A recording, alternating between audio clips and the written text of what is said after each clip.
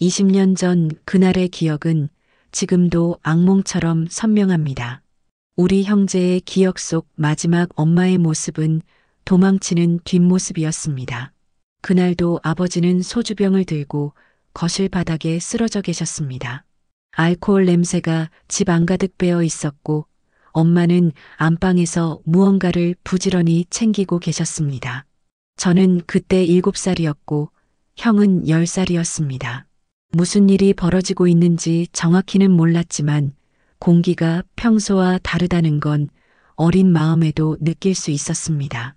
엄마는 서랍을 뒤지며 금반지며 목걸이며 갓나갈 만한 것들을 헝겊 보따리에 담고 계셨습니다. 그 모습을 본 형이 조심스럽게 물었습니다. 엄마, 어디가? 엄마는 대답 없이 보따리를 단단히 묶으셨습니다.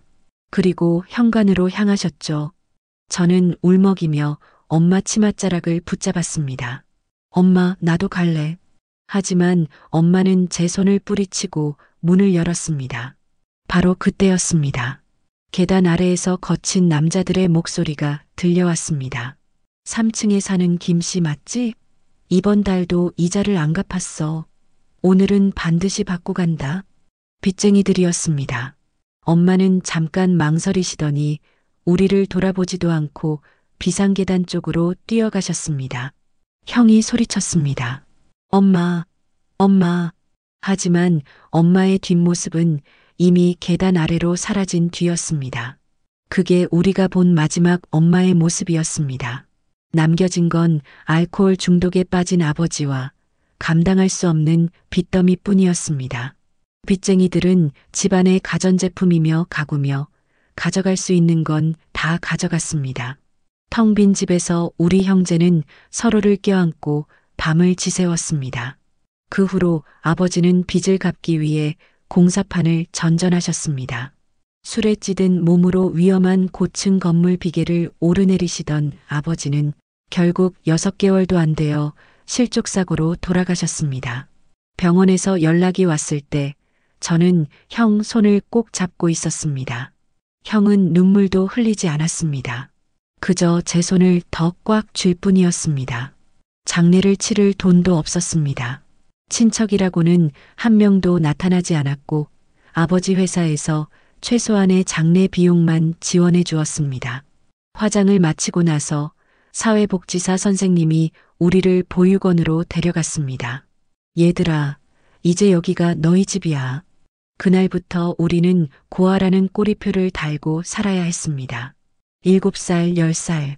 세상에서 가장 엄마가 필요한 나이에 우리에게는 아무도 없었습니다. 형은 제 손을 놓지 않았습니다.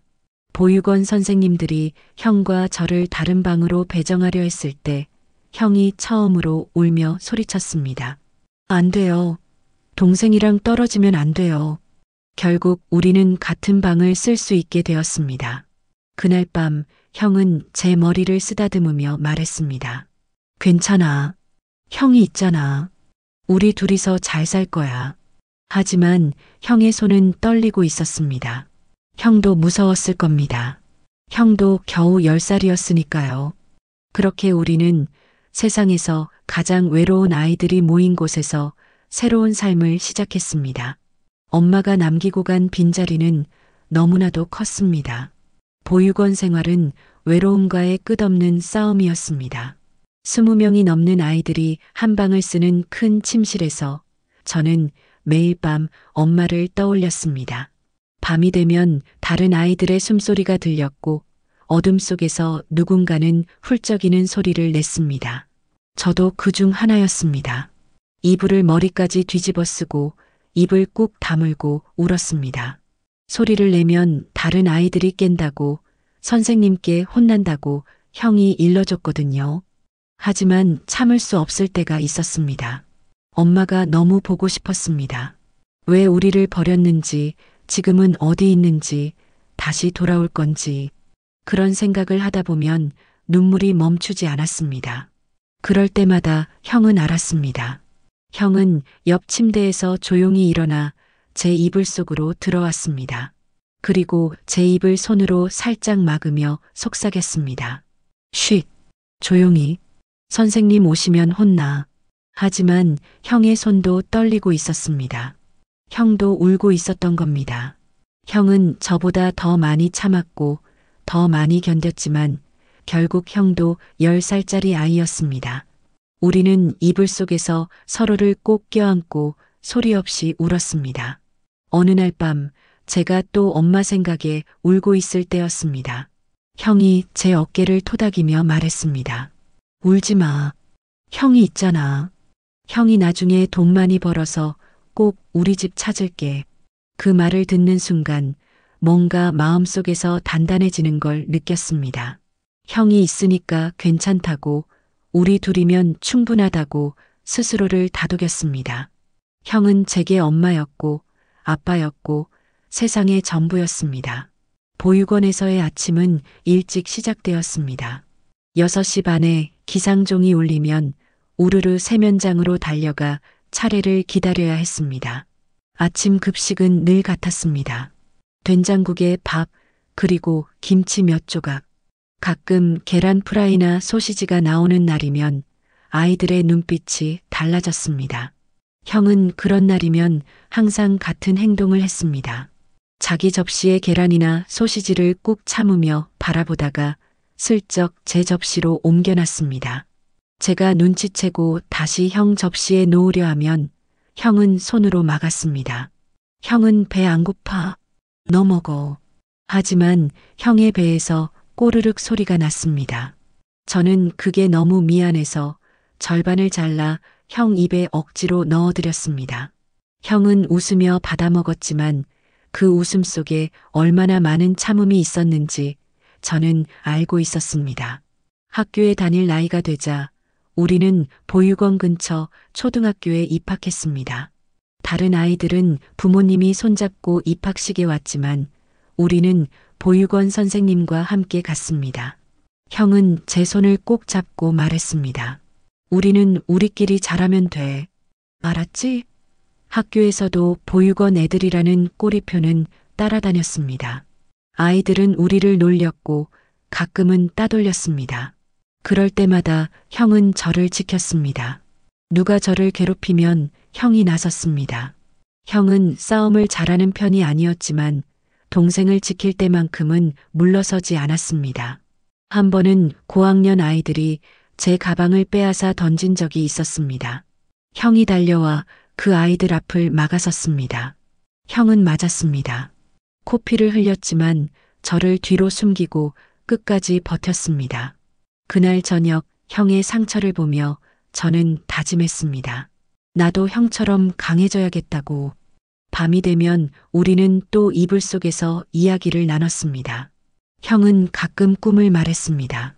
나중에 크면 말이야, 큰 집 사서 우리 둘이 살 거야. 방도 따로따로 쓰고 TV도 크게 사고 너 좋아하는 치킨도 맨날 먹고. 저는 형의 말을 들으며 상상했습니다. 우리만의 집, 따뜻한 방, 배불리 먹을 수 있는 밥. 그런 날이 정말 올까요? 형은 제 머리를 쓰다듬으며 말했습니다. 올 거야. 형이 꼭 그렇게 만들어줄게. 약속해. 우리는 그렇게 서로의 손을 생명줄처럼 잡고 그 모진 세월을 버텨냈습니다. 형은 부모보다 더 부모 같았고 친구보다 더 친구 같았으며 세상에서 유일하게 저를 지켜주는 사람이었습니다.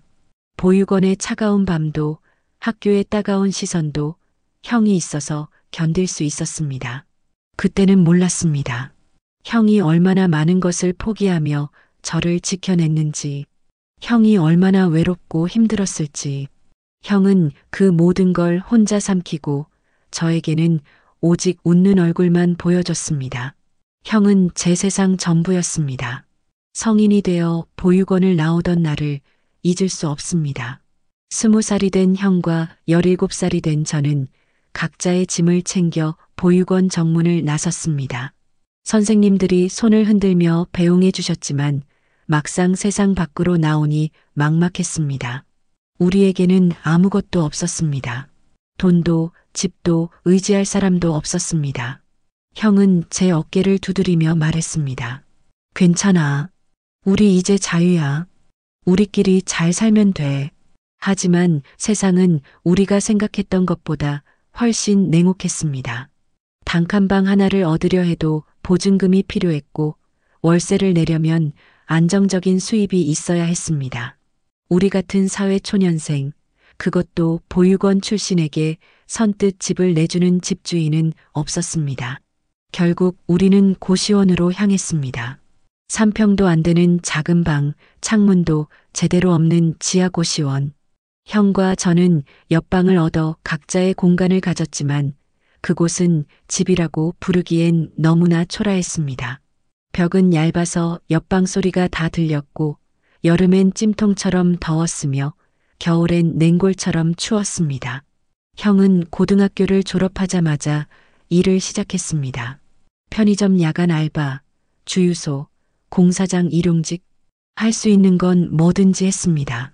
저는 고등학교 3학년이었고 대학 진학을 준비하고 있었습니다. 형은 제게 말했습니다. 너는 꼭 대학 가야 해. 형은 못 갔지만 너는 달라. 공부 열심히 해. 하지만 대학 등록금은 상상을 초월했습니다. 장학금을 받는다고 해도 생활비며 책값이며 필요한 돈은 한두 푼이 아니었습니다.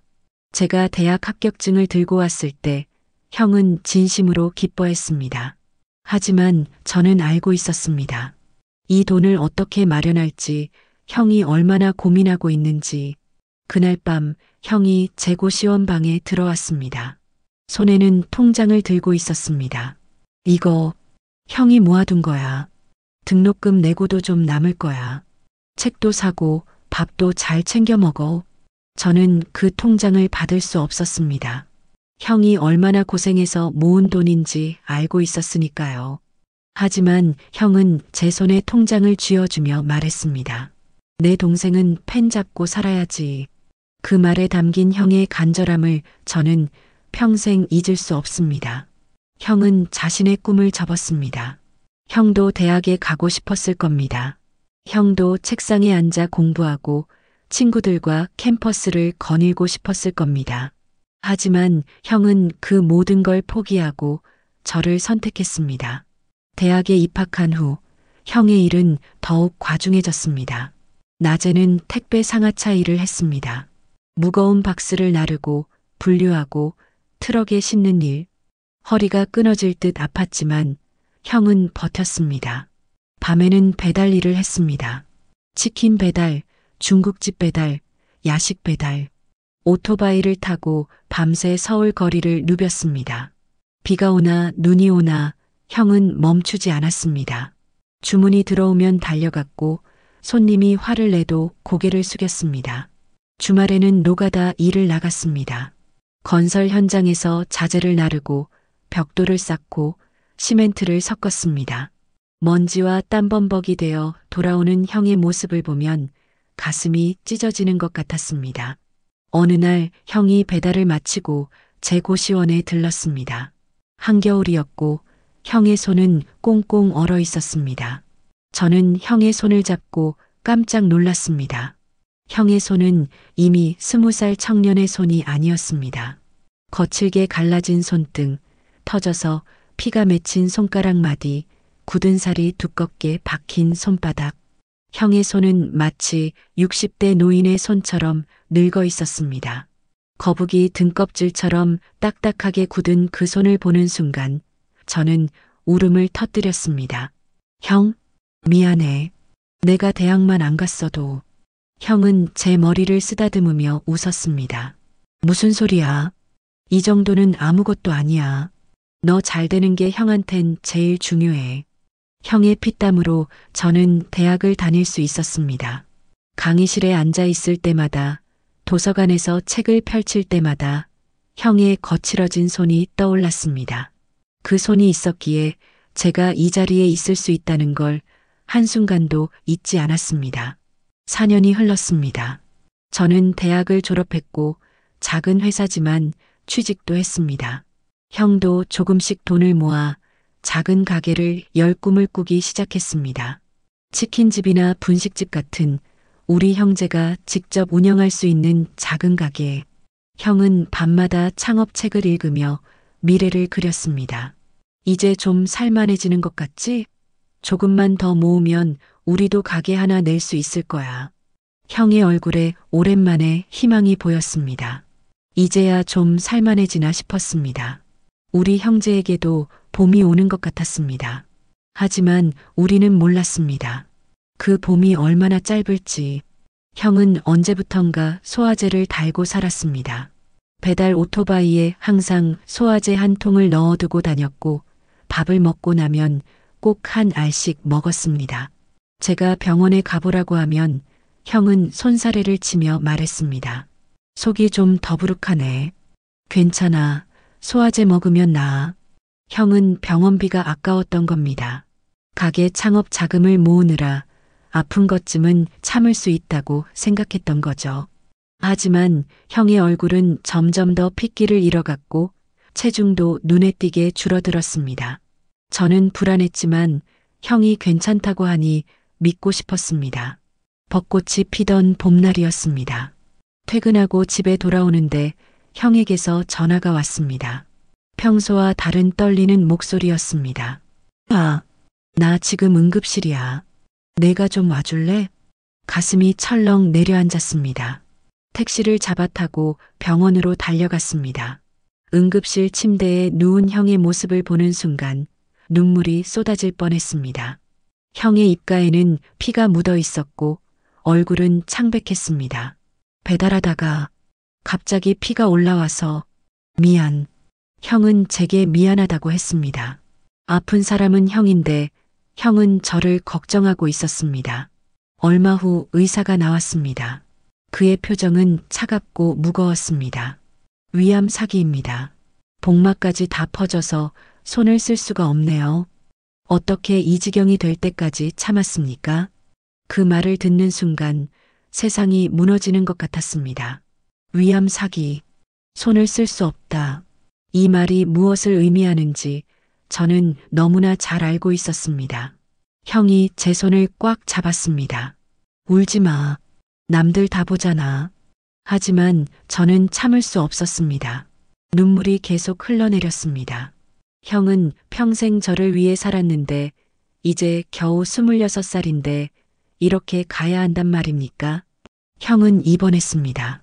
항암 치료를 시작했지만 의사는 완치가 아니라 시간을 조금 더 버는 것뿐이라고 했습니다. 형의 머리카락이 빠지기 시작했고 몸무게는 급격히 줄었습니다. 진통제 없이는 잠들지 못하는 나날이 이어졌습니다. 튼튼했던 형의 몸은 한 달 만에 앙상한 나뭇가지처럼 말라갔습니다. 병실을 찾을 때마다 형은 조금씩 더 작아져 있었습니다. 팔뚝은 뼈만 남았고 광대뼈가 두드러지게 튀어나왔습니다. 그렇게 석 달이 흘렀습니다. 어느 날 밤 병원에서 연락이 왔습니다. 형의 상태가 급격히 악화됐다는 전화였습니다. 저는 미친 듯이 병원으로 달려갔습니다. 중환자실에 누운 형은 산소호흡기를 달고 있었습니다. 형의 의식이 잠깐 돌아왔습니다. 형은 가쁜 숨을 몰아쉬며 산소호흡기를 손으로 밀어냈습니다. 저는 형의 앙상한 손을 잡고 오열했습니다. 형, 놔두고 가지 마. 나 무서워. 형 없으면 나 어떻게 살아? 형은 초점 없는 눈으로 저를 바라보며 아주 작지만 단호한 목소리로 말했습니다. 울지 마. 촌스럽게 왜 울고 그래? 야, 내 서랍장 2번째 칸에 통장이랑 인감 다 넣어놨어. 비밀번호 내 생일이야. 형은 마지막 순간까지 제 걱정을 했습니다. 자신이 죽고 난 뒤 제가 어떻게 살아갈지, 돈은 어디 있는지 그런 것들을 알려주고 있었습니다. 형은 숨이 차오르는지 잠시 멈췄다가 마른 입술을 다시 뗐습니다. 너는 나처럼 궁상맞게 살지 마. 남들처럼 맛있는 것도 사 먹고 예쁜 옷도 입고 그냥 평범하게 살아. 제발 남들처럼만 살아줘. 그게 내 소원이야. 형의 소원은 거창한 게 아니었습니다. 그저 제가 평범하게 남들처럼 살아주는 것. 그것만이 형의 바람이었습니다. 형은 제 눈을 똑바로 보며 마지막 힘을 짜냈습니다. 그리고 혹시라도 엄마란 사람 찾아오면 절대 문 열어주지 마. 알았지? 우리한텐 엄마 없어. 너한텐 내가 엄마고 아빠였잖아. 그거면 됐어. 나 이제 좀 잘게. 너무 졸리다. 그게 형이 제게 한 마지막 말이었습니다. 형은 평생 짊어졌던 가장의 무게를 내려놓듯 깊은 잠에 빠졌습니다. 심장박동 측정기의 소리가 점점 느려지더니 결국 길고 긴 경적음으로 바뀌었습니다. 보호자분, 정말 죄송합니다. 의사의 말이 들렸지만 실감이 나지 않았습니다. 형이 정말 간 겁니까? 평생 저를 지켜주던 형이 이제 영영 제 곁을 떠난 겁니까? 저는 형의 차가워진 손을 붙잡고 밤새 울었습니다. 세상에서 가장 따뜻했던 그 손은 이제 다시는 제 머리를 쓰다듬어 주지 못할 것입니다. 형의 장례식은 초라했습니다. 빈소를 찾아오는 사람은 거의 없었습니다. 제가 다니던 회사 동료 몇 명, 보육원 선생님 한 분, 그리고 형이 알바하던 치킨집 사장님. 그게 전부였습니다. 저는 상주로서 텅 빈 장례식장을 지켰습니다. 영정사진 속 형은 웃고 있었습니다. 제가 취직했던 날 찍었던 사진이었습니다. 그때 형은 정말 행복해 보였습니다. 동생이 제대로 된 직장을 잡았다며 그날따라 활짝 웃어주셨죠. 첫째 날, 둘째 날이 지나갔습니다. 조문객은 손에 꼽을 정도였고 장례식장은 너무나 조용했습니다. 다른 빈소에서는 사람들이 북적이고 술잔이 오가는데 우리 형의 빈소는 쥐 죽은 듯 고요했습니다. 제 옆에는 아무도 없었습니다. 형이 평생 혼자 버텨온 것처럼 저도 혼자 형을 보내야 했습니다. 3일 차밤이었습니다. 밤 9시가 넘어 조문객도 다 돌아가고 저 혼자 빈소를 지키고 있었습니다. 육개장을 데워 먹으려고 국자를 들었을 때 빈소 문이 열렸습니다. 검은색 코트를 입은 여자가 들어왔습니다. 순간 숨이 멎는 것 같았습니다. 그 얼굴을 잊을 수가 없었습니다. 20년이 지났지만 제 기억 속에 각인된 그 얼굴, 우리를 버리고 도망갔던 엄마였습니다. 엄마는 들어오자마자 제가 들고 있던 육개장 그릇을 탁자에 내려치며 엎었습니다. 국물이 바닥에 쏟아졌고 그녀는 형의 영정사진 앞으로 달려가 무릎을 꿇었습니다. 아이고 내 새끼, 불쌍해서 어떡해. 그녀의 목소리는 울부짖음으로 가득했습니다. 하지만 그 눈에는 눈물이 없었습니다. 연기였습니다. 저는 그걸 단번에 알아챘습니다. 형의 영정 앞에서 한바탕 곡을 하던 엄마는 천천히 고개를 들어 저를 바라봤습니다. 내가 막내구나. 많이 컸네. 저는 대답하지 않았습니다. 그저 차갑게 그녀를 바라볼 뿐이었습니다. 엄마는 자리에서 일어나 제게 다가왔습니다. 그리고 눈물을 닦는 척하며 제 귓가에 낮은 목소리로 속삭였습니다. 근데 보험 들어둔 건 있니? 수령이는 법적으로 엄마인 거 알지? 그 순간 온몸에 전율이 흘렀습니다. 분노가 아니라 경악이었습니다. 아들이 죽었다는 소식을 듣고 달려온 어머니가 가장 먼저 한 말이 보험금 이야기였습니다. 20년 만에 만난 아들에게 장례식장에서 가장 먼저 꺼낸 말이 돈 이야기였습니다. 저는 한 발 뒤로 물러섰습니다. 엄마는 제 반응을 살피더니 표정을 바꿔 다시 슬픈 척 연기를 시작했습니다. 엄마가 못난 게 다 죄야. 그래도 핏줄인데 장례는 잘 치러줘야지. 비용 같은 건 걱정 마. 엄마가 얼마든지. 하지만 그녀의 눈빛은 영정사진이 아니라 제 뒤편 조문록과 부의금 봉투 쪽을 향하고 있었습니다. 계산하고 있었던 겁니다. 얼마나 거쳤는지, 얼마를 가져갈 수 있는지. 저는 손을 떨며 주먹을 쥐었습니다. 형이 마지막으로 한 말이 떠올랐습니다. 혹시라도 엄마란 사람 찾아오면 절대 문 열어주지 마. 형은 알고 있었던 겁니다. 이 여자가 반드시 나타날 거라는 걸. 그것도 돈 냄새를 맡고. 엄마는 제 침묵을 긍정으로 받아들인 듯 조금 더 편한 표정으로 물었습니다. 그래서 보험금은 얼마야? 5억? 아니면 그 이상? 차마 입에서 나와서는 안 될 말들이 쏟아져 나왔습니다.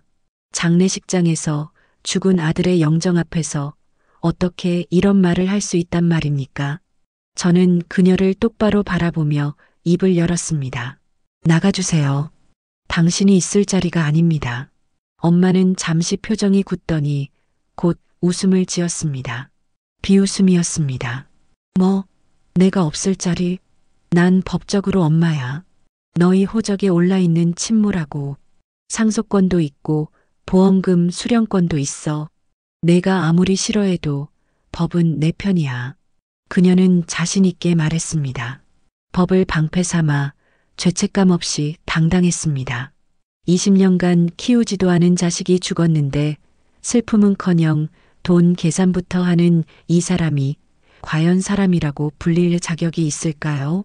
저는 더 이상 참을 수 없었습니다. 형의 얼굴이, 형의 마지막 말이, 형이 흘린 피땀이 눈앞에 아른거렸습니다. 이 여자 때문에 형이 얼마나 고생했는지, 이 여자가 우리를 버리지 않았다면 형이 죽지 않아도 됐을지 모르는데 이 여자는 이제 와서 돈을 요구하고 있었습니다. 하지만 저는 차분하게 숨을 골랐습니다. 형이 제게 남긴 마지막 선물을 떠올렸습니다. 이제 그것을 꺼낼 시간이었습니다. 엄마의 그 뻔뻔한 말에 저는 이성의 끈을 놓아버렸습니다. 참고 또 참았던 분노가 한순간에 터져 나왔습니다. 저는 엄마를 밀치며 고래고래 소리를 질렀습니다. 여기가 어디라고 와. 당신이 사람이야. 키우지도 않은 버린 자식 병으로 죽었으면 영정사진 앞에 무릎 꿇고 용서를 빌어도 모자랄 판에 감히 보험금 운운하며 형과 나를 모욕해. 당장 안 나가. 제 목소리가 장례식장 복도까지 울려 퍼졌습니다. 옆 빈소에서 사람들이 무슨 일인가 싶어 고개를 내밀었습니다.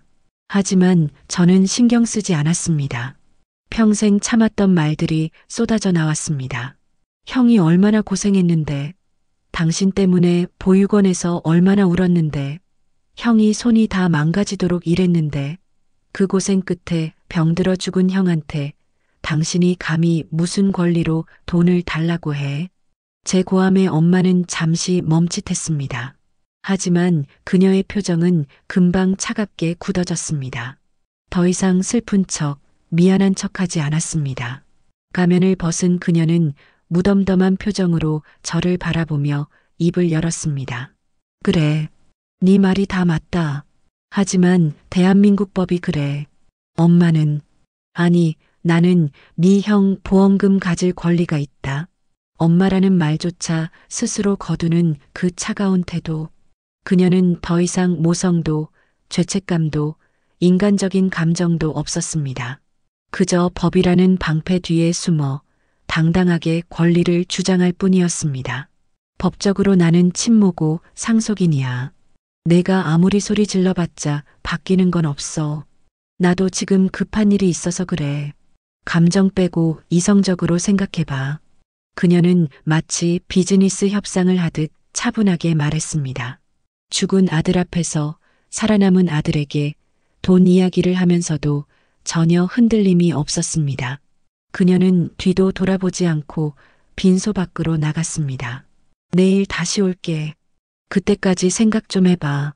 어차피 법적으로 내 거니까 순순히 넘기는 게 서로 좋을 거야. 문이 닫혔습니다. 저는 주저앉았습니다. 분노와 허탈감이 동시에 몰려왔습니다. 형의 영정 사진을 바라봤습니다.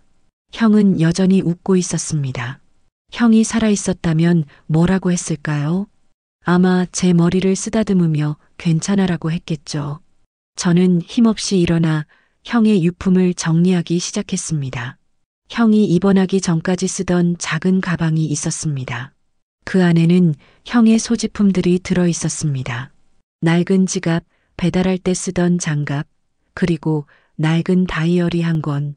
다이어리를 펼치는 순간 가슴이 먹먹해졌습니다. 형의 삐뚤빼뚤한 글씨가 빼곡히 적혀 있었습니다. 형은 일기를 쓰는 사람이 아니었습니다. 글 쓸 시간도 여유도 없었으니까요. 그런 형이 유일하게 기록을 남긴 날이 있었습니다. 5년 전 어느 가을날의 기록이었습니다. 오늘 엄마를 찾아갔다. 사실 1년 전부터 알고 있었다. 엄마가 재혼해서 새 가정을 꾸렸다는 것, 아이들도 있다는 것, 떨리는 마음으로 찾아갔다.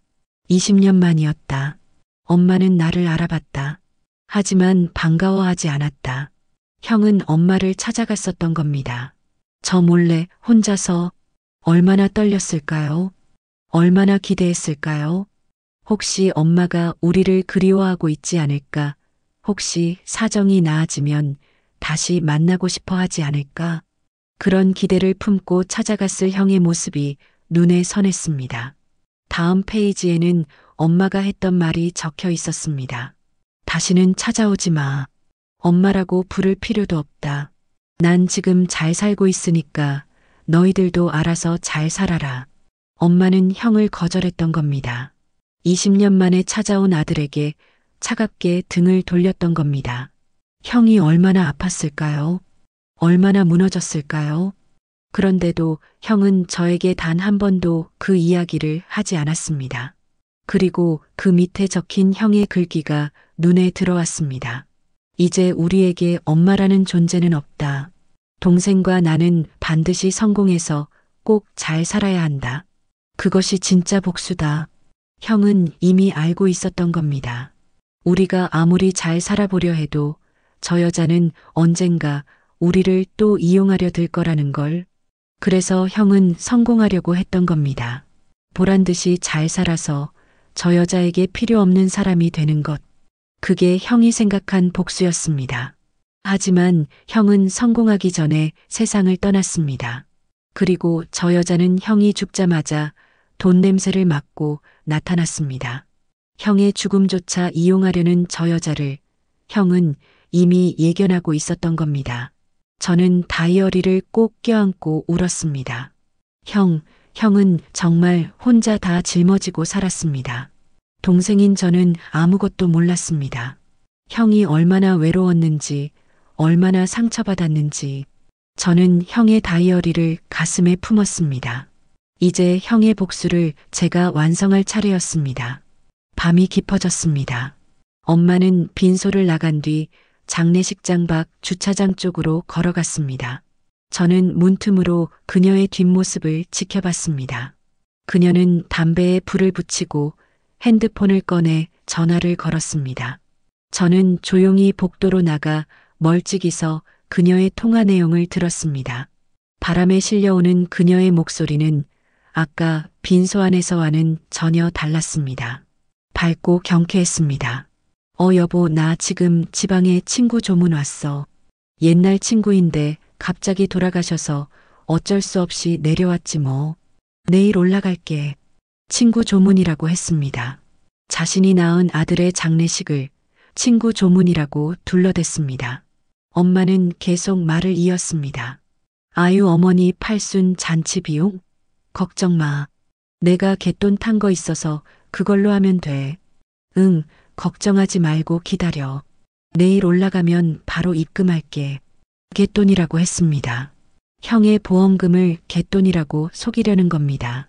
그녀는 새 가정을 꾸리고 있었고 아주 완벽한 현모양처 연기를 하며 살고 있었습니다. 그 남편도 시댁 식구들도 아무도 그녀의 과거를 모르는 듯 했습니다. 그녀에게 우리는 존재하지 않는 사람들이었습니다. 엄마는 통화를 끊고 다시 빈소 쪽으로 걸어왔습니다. 저는 재빨리 안으로 들어가 자리에 앉았습니다. 그 순간 형의 유품 가방 안에서 봉투 하나가 눈에 띄었습니다. 봉투 겉면에는 형의 글씨로 이렇게 적혀 있었습니다. 동생아, 만약 엄마란 사람이 나타나면 이걸 봐라. 형이 마지막으로 준비한 선물이야. 손이 떨렸습니다. 봉투를 열자 서류 몇 장과 메모지가 나왔습니다. 메모지에는 형의 계획이 자세히 적혀 있었습니다. 형은 이미 다 준비해 놓았던 겁니다. 엄마가 나타날 것을 예상하고 그녀를 응징할 방법까지. 저는 형의 메모를 읽으며 눈물을 닦았습니다. 형은 마지막 순간까지 저를 생각했군요. 이제 형의 계획을 실행할 차례였습니다. 저는 마음을 다잡고 빈소 밖으로 나갔습니다. 엄마는 주차장 벤치에 앉아 있었습니다. 저는 그녀에게 다가가 입을 열었습니다. 알겠어요. 드릴게요. 엄마는 눈을 크게 떴습니다. 예상치 못한 대답이었던 모양입니다. 저는 차분하게 말을 이었습니다.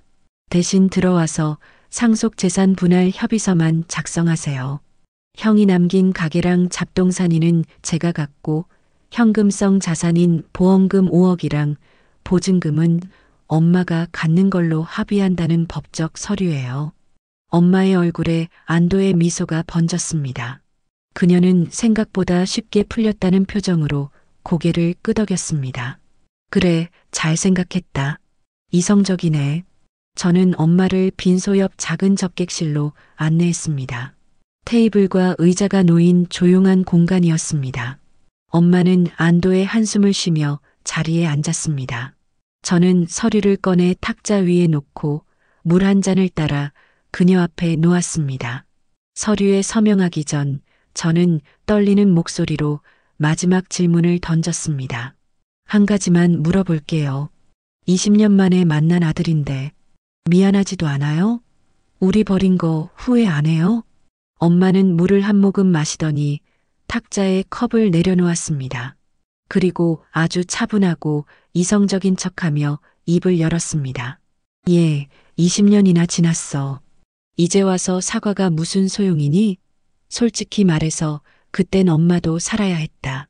거기 계속 있었으면 다 굶어 죽었어. 같이 죽는 것보단 낫다 싶어서 나온 거야.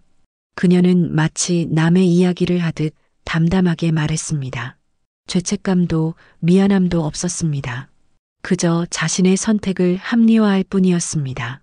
엄마는 말을 이었습니다. 그리고 감정적으로 굴지 않았으면 좋겠구나.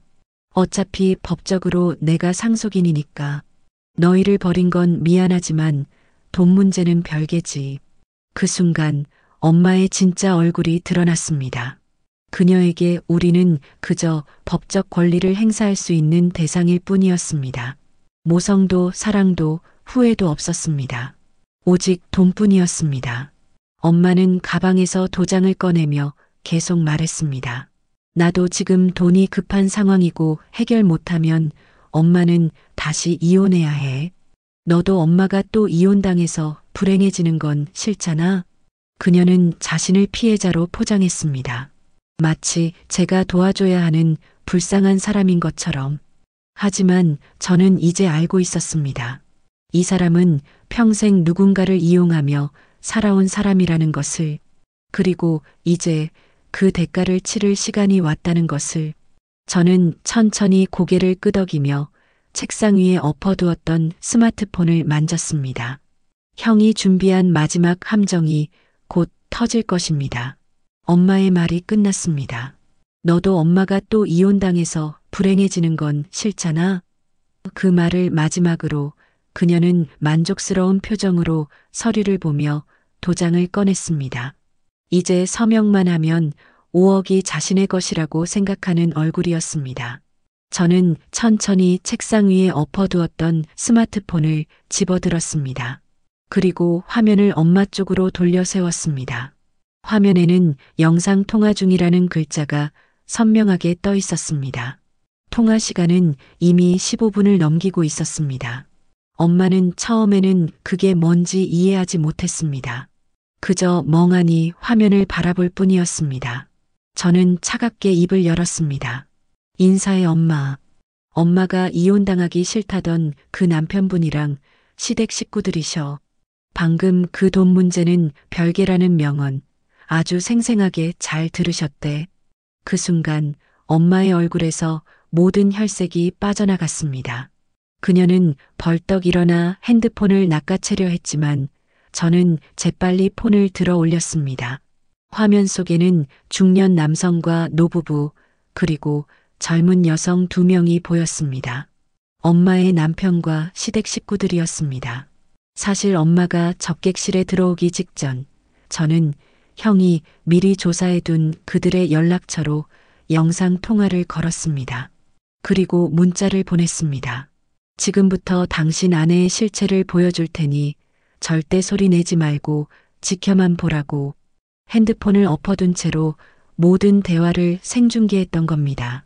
폭풍 전 야처럼 고요했던 핸드폰 너머로 그들은 숨죽인 채 이 모든 폐륜 발언을 듣고 있었습니다.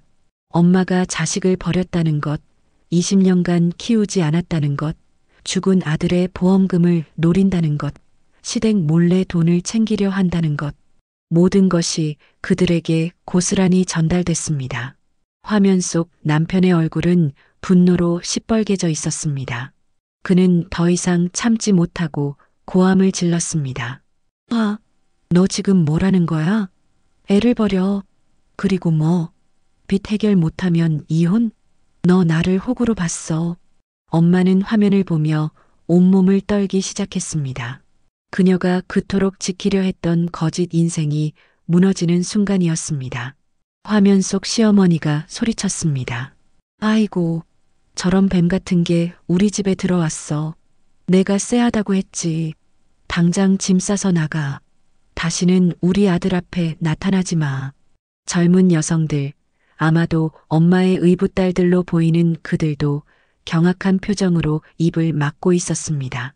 한 명이 울먹이며 말했습니다. 언니 엄마라고 믿었는데 어떻게 이럴 수가 있어요? 친자식을 버리고 돈을 노리다니. 엄마의 얼굴은 흙빛이 되어 바들바들 떨기 시작했습니다. 그녀는 화면을 향해 손을 뻗으며 애원했습니다. 여보, 아니야. 어머니, 이거 오해예요. 이거 다 조작된.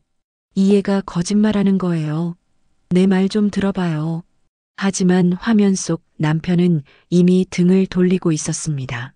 시어머니는 손사래를 치며 고개를 흔들었습니다. 엄마가 그토록 공들여 쌓아 올린 완벽한 아내, 착한 며느리라는 가면이 산산조각 나는 순간이었습니다. 전화는 끊어졌습니다. 화면이 검게 변했습니다. 엄마는 그 자리에 주저앉아 머리를 감싸쥐었습니다. 그녀가 목숨처럼 지키려 했던 가짜 행복은 이제 완전히 사라졌습니다. 망연자실하게 바닥에 앉아 있는 엄마에게 저는 형의 영정사진이 있는 방향을 가리키며 차갑게 말했습니다. 돈 5억? 꿈깨. 수익자는 이미 나로 되어 있으니까. 형이 그러더라. 당신한테 가장 큰 벌은 돈도 잃고 가족도 잃고 당신이 그토록 싫어하던 그 혼자가 되는 거라고. 이제 진짜 지옥에서 살아봐. 엄마는 충격에서 깨어나자 짐승처럼 울부짖으며 제 바짓가랑이를 붙잡았습니다. 안 돼. 안 돼. 제발. 내가 잘못했어. 미안해. 정말 미안해. 다시는 안 그럴게. 제발 저 사람들한테 다시 전화해서 오해라고 말해줘. 하지만 저는 그녀의 손을 뿌리쳤습니다. 형이 평생 당했던 고통, 형이 홀로 견뎌냈던 외로움, 형이 흘렸던 피와 땀, 그 모든 것이 주마등처럼 스쳐 지나갔습니다. 20년 전에 우리를 버렸을 때, 5년 전에 형을 외면했을 때, 오늘 형의 영정 앞에서 보험금을 운운했을 때, 당신은 단 한 번도 미안하다고 하지 않았어요. 이제 와서 미안하다는 말이 무슨 소용이에요? 저는 엄마를 남겨두고 접객실을 나섰습니다. 뒤에서 그녀의 울부짖음이 들렸지만 저는 뒤돌아보지 않았습니다.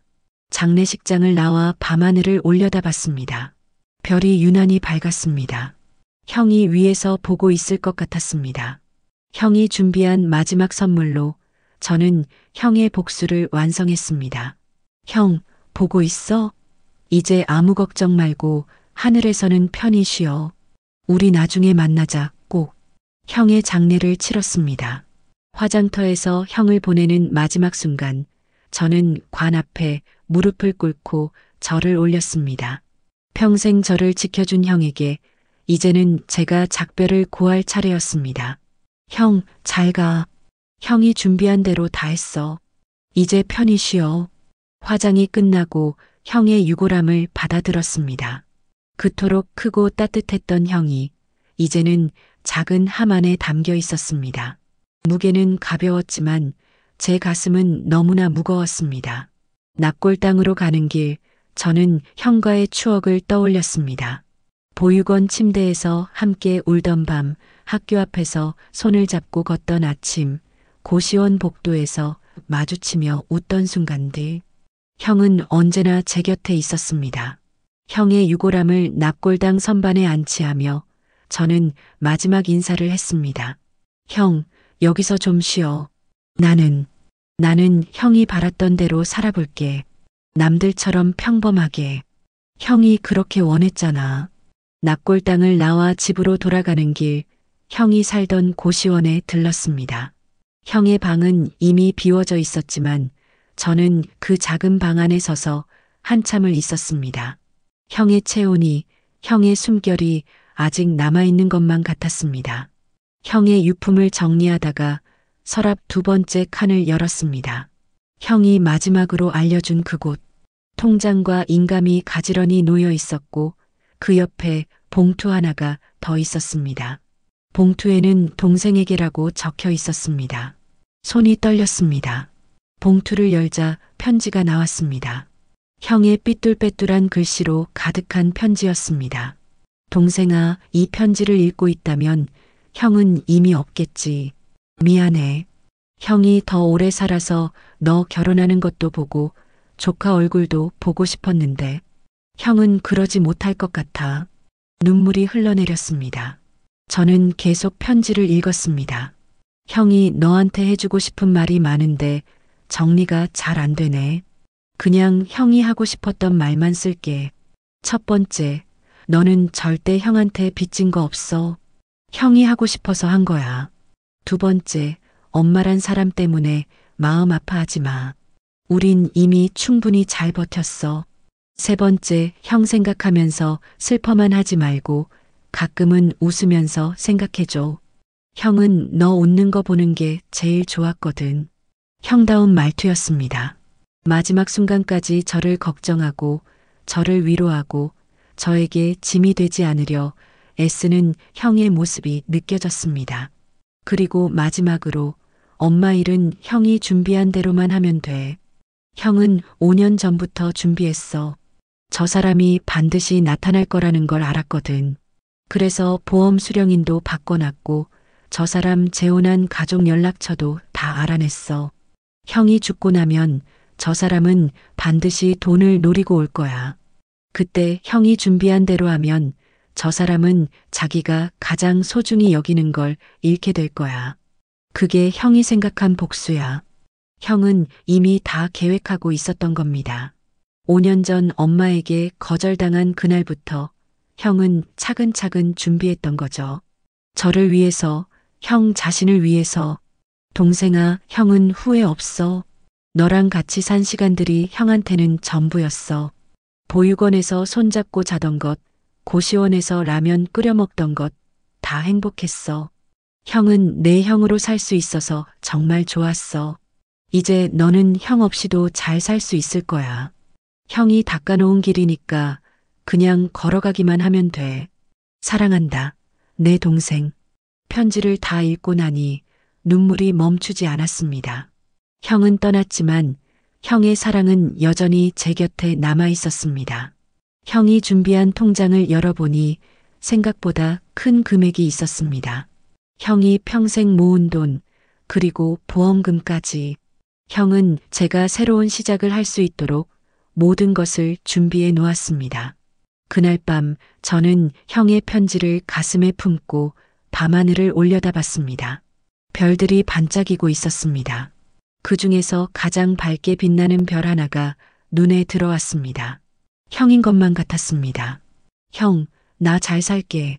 형이 바랐던 대로 남들처럼 평범하게 맛있는 것도 먹고 여행도 가고 사랑도 하고 그렇게 살아볼게. 형, 고마워. 정말 고마워. 형이 없는 세상은 여전히 외롭고 힘들 겁니다. 하지만 형이 남긴 사랑과 희생을 기억하며 저는 앞으로 나아갈 겁니다. 형이 그토록 원했던 제가 행복한 모습을 보여드리기 위해서 그게 형에 대한 진짜 보답이니까요.